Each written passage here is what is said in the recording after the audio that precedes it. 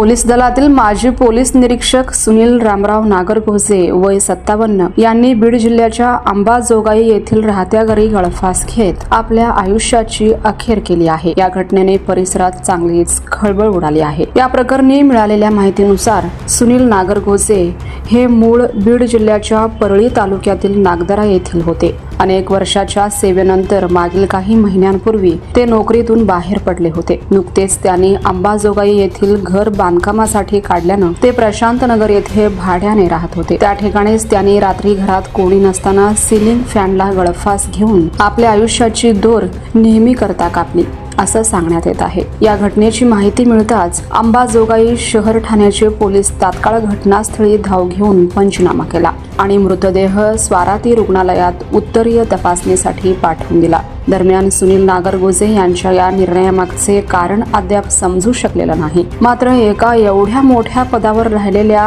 अधिकाऱ्यांनी असे टोकाचे पाऊल का उचलले असेल याबद्दल प्रश्न उपस्थित केला जातोय। या अनुषंगाने अंबाजोगाई शहर पोलीस पुढील तपास करत असल्याचं सांगण्यात आलं आहे।